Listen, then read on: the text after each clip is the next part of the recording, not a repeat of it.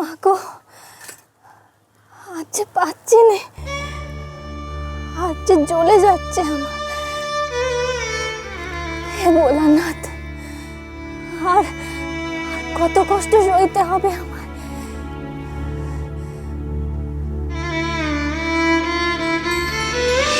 শেষবার ভেবে দেখো, চূড়ান্ত কঠিন পরীক্ষার সামনে দাঁড়িয়ে টলে উঠবে না তো তোমার দৃঢ়তা? ত্রিভুবনের স্রষ্টা দেবাদিদেবের আশীর্বাদ যার সহায়, সে কি কখনো ভয় পিছিয়ে আসতে পারে? কিন্তু যদি কোনো চরম মূল্য দিতে হয়, অনিরুদ্ধর সঙ্গে স্বেচ্ছায় মর্তলোকে যাচ্ছ তুমি, বরণ করে নিতে চাইছো দুঃসহ পার্থিব রোগ, শোক, দুঃখ। কিন্তু অনিরুদ্ধর জন্য কত দূর যেতে পারবে তুমি? আপনি অন্তর্যামী প্রভু, আপনি তো জানেন যার জন্য আমি স্বর্গ সুখ ত্যাগ করে মর্তলোকের দুঃখকে বরণ করতে পারি, মানব জন্মে তার জন্য প্রয়োজনে যত দূর যেতে হয় আমি যাব। যদি পাহাড় টলাতে হয় টলাবো, যদি অসম্ভবকে সম্ভব করতে হয় করব, যদি সশরীরে আমাকে স্বর্গেই আসতে হয় আসবো।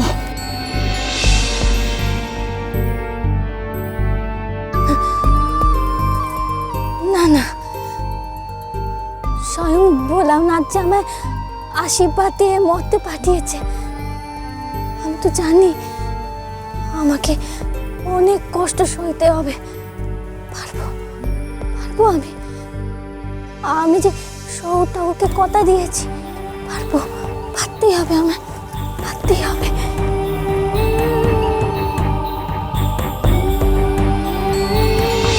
লক্ষিন্দরকে ভালোবেসে কত দূর যেতে পারো তুমি?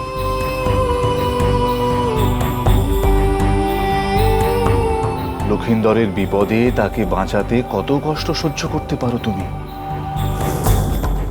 আপনি বুঝে নিন বাবা। বুঝে গেছি মা, তোমায় আর কিচ্ছুটি বলতে হবে না। অজানা অচেনা অতিথির জন্য যে দেব দেবীদের আসন টলিয়ে দিতে পারে, নিজের জীবন পণ করে অসাধ্য সাধন করতে পারে, অসম্ভবকে সম্ভব করে তুলতে পারে, নিজের ভালোবাসার মানুষদের জন্য সে কত দূর যেতে পারে তা আমার জানা আছে মা।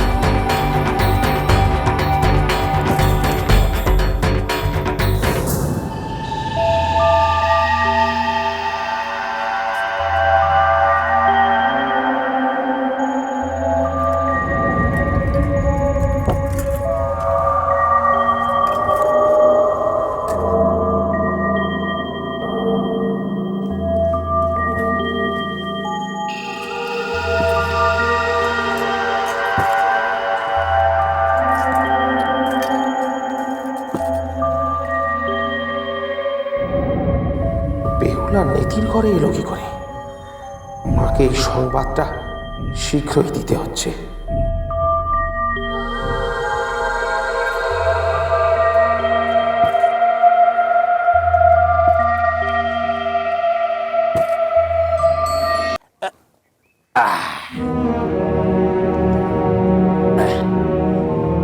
আমরা জেলে হতে পারি বেড়ে মশাই, কিন্তু মা বিশ্বহরির দয়ায় আমাদের কপাল খুলে গেছে। এই চম্পক নগরীর জেলেরা আপনার এই সব জিনিসপত্র কিনে নেবে। হ্যাঁ,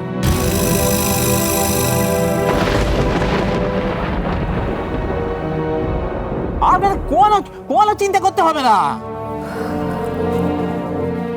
এই রাজ্যে দেখছি চমৎকার ব্যবস্থা। বেনে সমাজের চেয়ে অধিক ধনী জেলেরা?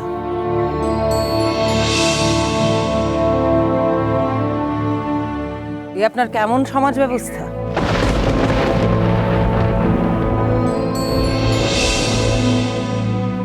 আপনারা ঘুরে আসুন একটু, আমি গোছগাছ করে রাখি। কেমন? যে আগে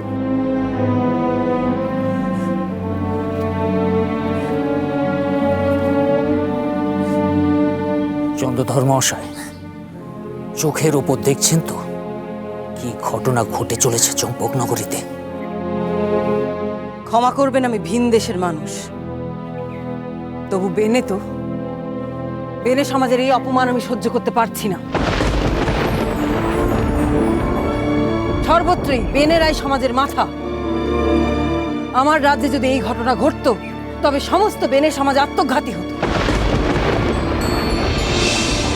ছি, ছি, ছি, ছি, ছি। চন্দ্রধর মশাই, আমরা এখন না হয় গৃহের দিকে যাত্রা করি, পরে না হয় জেলেদের সঙ্গে এই ব্যাপারে আলোচনা করা যাবে। এসব কার চক্রান্ত আপনি বুঝতে পারছেন না বেনে মশাই? সে যদি ভেবে থাকে চন্দ্রধর বণিককে এইভাবে পরাস্ত করা যায় তাহলে সে ভুল ভাবছে। চ্যানমুড়ি কানি কোনোদিনও চন্দ্রধর বণিকের মাথা সে নত করতে পারবে না।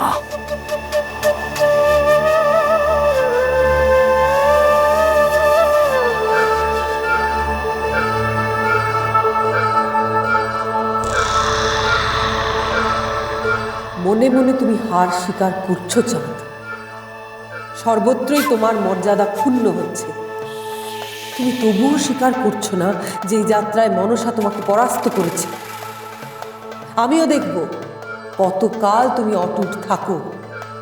বিদ্রোহের আগুনে পুড়ে ভস্ম হয়ে যাবে তুমি চন্দ্রধর বণিক, শেষ হয়ে যাবে তুমি।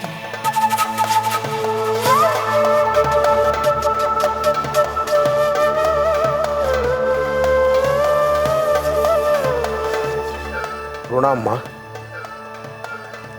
একটি সংবাদ আছে। কি সংবাদ নন্দী? আগে বেহুলাকে দেখলাম নেতি ধোপানির ঘরে। কার ঘরে? আগে নেতির ঘরে বেহুলাকে দেখলাম মা। সেখানে সে আশ্রিতা। কুচক্রীর এত বড় সাহস যে শেষ পর্যন্ত তার মায়া বলে বেহুলাকে নিজেদের কাছে নিয়ে গেছে।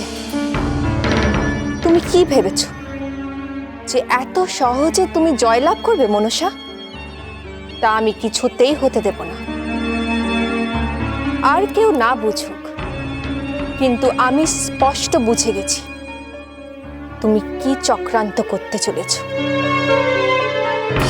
তুমি কি ভেবেছ যে সকলের চোখের আড়ালে নেতির সাহায্যে বেহুলা স্বর্গের পথ দেখে ফেলুক? তা তো আমি এত সহজে হতে দেব না মনসা। নন্দী, নেতি ধোপানিকে খবর পাঠাও যে আমি তাকে ডেকে পাঠিয়েছি। মনসা, তোমার এই চক্রান্তে তুমি সফল হবে না, আমি তা হতে দেব না।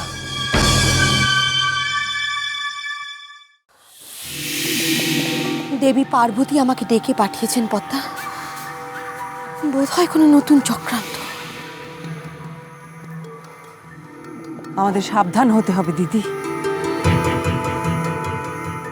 দেবী পার্বতী বেহুলার কথা জেনে গেছেন, কিন্তু আমিও চাই তুমি তার সম্মুখে যাবে। আমি দেখতে চাই তিনি কি চক্রান্ত করবেন এবার।